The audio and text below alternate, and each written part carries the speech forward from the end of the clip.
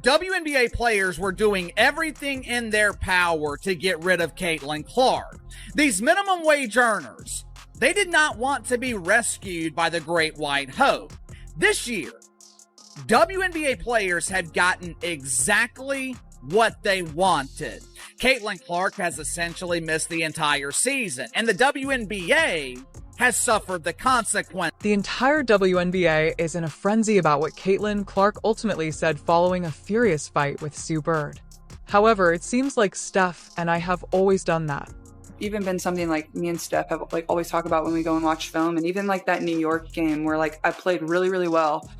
Obviously scored a lot of points. I think I had 9 assists or 10 assists that game. This just this last game this year.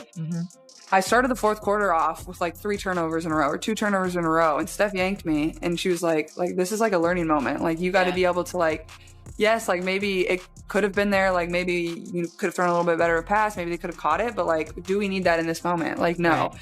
And then she subbed me back in.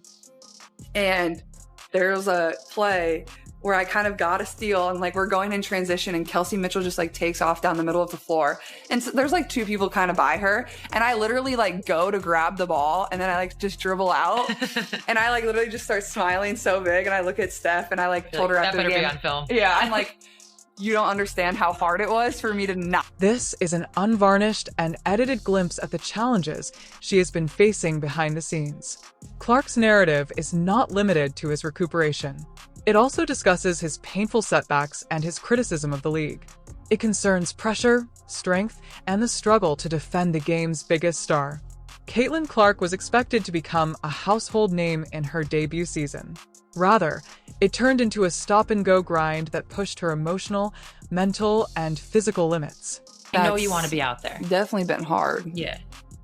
Well, like, I'm going to go to every road game no matter what, like whether I'm playing or not. Like, and it's hard because obviously I do feel this like responsibility of like being out there and playing and like, not that I like think there's like a fear of any of this ever going away. Like that doesn't happen when like LeBron or Steph get hurt. Like they're always going to be there. No, like, you know, yeah. Before she could even find her groove, she was put on the sidelines. Unfortunately, Caitlin Clark will miss her 2nd straight game due to a left groin injury. Clark missed last night's game against the Los Angeles Sparks in Cambridge Fieldhouse with the same issue. There's no official word on the severity of the injury, but the team said that they would be taking it day to day. This will be the 7th game Clark has been sidelined for. Due to her injury, she was absent from work from May 28th to June 10th. She had previously played in 5 games before her WNBA career officially started. Playing brilliantly and feeling confident until the next setback, she battled her way back. She missed 4 more games during the regular season because of a left groin issue. Caitlin Clark will regrettably miss her 2nd consecutive game. This morning, ESPN is reporting that Caitlin Clark has injured her groin for the 2nd time this season. Clark left last night's game in the final minute, holding back tears after grabbing at her leg. She just returned back to WNBA action after missing 9 games for 2 other leg injuries. Despite the apparent injury, Clark racked up 14 points and made 4 of 14. Furthermore, just when she believed the worst was over, catastrophe struck once more. Additionally, the Commissioner Cup final is set for June 26th to July 5th. This time, on July 15th, I experienced pain in my right groin. ESPN announced a new development this morning that do want to play. Like, you want to give people something to cheer about or scream about, or, you know, people spend so much time and money and resources to come and watch you play. And it's been cool to like see people continue to show up, and like for my teammates, whether they're like fans of the Fever or just fans of myself, like they're continuing to show up and support. And like, that was the pivotal moment. The resilience, the hope, and the conviction that she could continue. Everything was put to the test. According to Clark, the mental toll she experienced was unprecedented. She has never missed a game in college because of an injury. She had to rely on a body that kept failing her after being thrown into Game 30 without the advantage of a training camp. Viewership and ticket sales are like up across the WNBA, and then and they're also, when you don't play, there's a dip. Like a substantial dip. So how do you handle, does it impact your patience? You know what I mean? Like, you're coming back from this injury and you know this, everybody knows this, that when you play that changes. Yeah. I guess the better question is, How are you like managing it so it doesn't impact you? The same worry accompanied each comeback. Would it occur once more? It wasn't just the body that didn't feel right. Clark understood the impact her departure would have on the WNBA. The Indiana Fever lost 8-5 when she played. They were a total mess without her. There were fewer people present. The number of people watching WNBA Finals Outlook without Clark on television decreased. An ABC game versus the Chicago Sky without Clark drew an enormous audience of 2.5 million on May 17th. Their 1.5 million hardly touched the ground. Sue Bird made the decision to answer the question of how to find the patience to recover when you know that the league's numbers suffer without you. I think early on with the first couple injuries, I was like, oh, like I need to get back. But I think like my mom texted me like after this last injury, and like they know how hard it's been on me. But my mom was like, you know, you've taken so much time for everybody else. Like you have to take time for yourself now. So just trying to do that the best I can. Clark's response was instructive. She revealed the text message her mother had sent her following her most recent injury. You've spent a lot of time with the others. You need to start searching for yourself. Like I would be a really good ref though from the side. Yeah. Like, I wouldn't miss the call. It was a pivotal moment.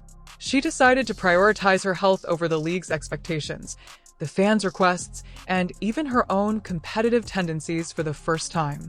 However, the moment that truly ignited the internet arrived. During her injury, Sue Bird inquired about her sideline coaching. With a sly grin, Clark said the words that would be heard 1,000 times. I'd make a fantastic referee. No calls would go unanswered. Nevertheless, I think I would be a fantastic referee. As if I would remember the call. The referee sits at the rear. It was subtle, incisive, and wholly harmful to the league's reputation as an officiating body. This was more than just a sulky rookie having a rough evening. On national television, the WNBA's top ticket seller questioned the game's legitimacy. The hard moments, but like, I don't really care what people say. At the end of the day, like, I'm in a position where there's going to be, you know, criticism, and there's going to be people that love me. Like, that's what happens when you're playing sport at the highest level. Like, that's how it goes for everybody, whether you're a football player, basketball player. The reaction was instantaneous. Throughout the league, she received supportive messages from players. A veteran shot back, "You just said aloud what we've been screaming in locker rooms for years." Clark was right, and the hashtag #FixTheWhistle was widely used. Every time a dubious call occurred in another game, fans started tagging her name. Executives were divided in the league office. Others who counseled her to keep her thoughts to herself were to take her away. Others cautioned that attempting to calm her would only cause problems. Her remarks were more impactful because of the underlying meaning of everything. The opposition to Caitlin Clark's case was doing more than just fiercely supporting her. They were trapping her on every possession, applying constant full-court pressure, and making a lot more physical contact than is customary. When she was in college, she felt safer, but the WNBA was a whole other universe. Nor was it arbitrary. If you watch enough tape, you'll notice a pattern. She was obviously being worn down by teams, one possession at a time. Clark acknowledged that she had never experienced the intensity of the beating that caused her injuries. Quad, groin, quad this year. They all serve as a reminder of the true cost once more. It also brought up a humiliating query. Was this only a basketball game, or was there a deliberate plot to use up the league's largest draw? It was more than simply a game when Clark got back on the court. There was fighting. There was a lot of excitement in the arena. The crowd was affected by each whistle, or lack thereof. Then it took place. Early in the game, she made clear contact and drove forcefully to the rim, but no foul was called. The fans began to consume alcohol. During Clark's suburban interview, cameras focused on her face and caught her smirk. It was specifically directed at the officials this time. She attempted a three-pointer halfway through the second quarter, but was fouled. The arena caught fire as soon as the whistle blew.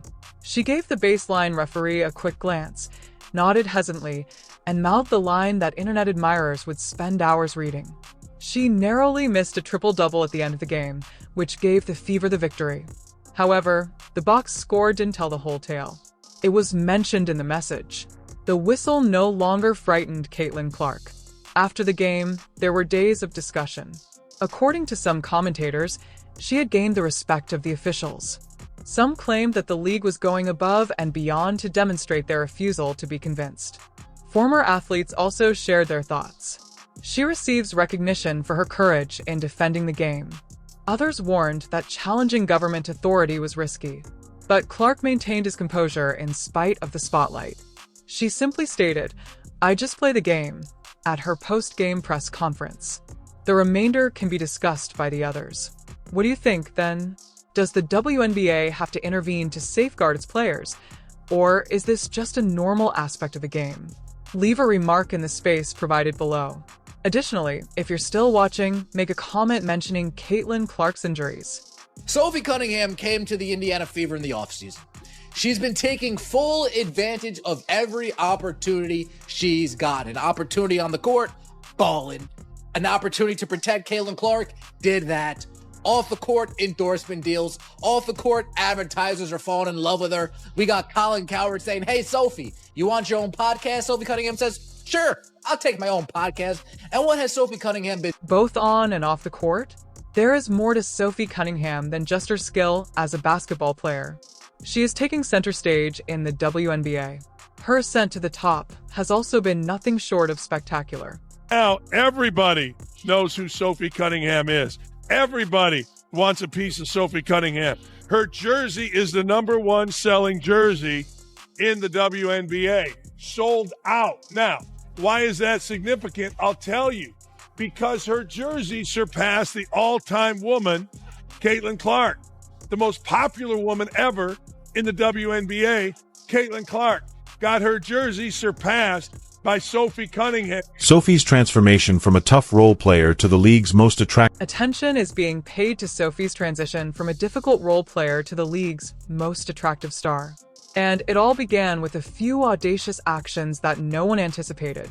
Happening here. Sophie needed to get that off of her chest. The referees are treating her like a princess. She might as well be wearing a tiara. It's never really a winning mentality. She's made it clear she's not afraid to get a fine. The one thing that it seems that WNBA players can agree on is the officiating sucks in the WNBA. She knows how to play the game, and her game is translating just nicely. Additionally, Sophie's transformation has been so astounding that understanding her takeover requires starting with her beginnings. Sophie wasn't well known for her eye-catching attire or viral videos when she first joined the league. Her tenacity was well known. She would smash the deck for loose balls, scramble for rebounds, and provide the competitive edge that all coaches adore. However, she has suddenly become well known for an entirely different reason. Her style is louder than it has ever been. Her muscles are smaller, and her footing is more precise. Even before she shows up for court, you can sense it. The game is over when you see her enter the tube. She is more than simply a WNBA athlete. Every hour, she has her own time there. Yes, exactly. I had to sleep in today,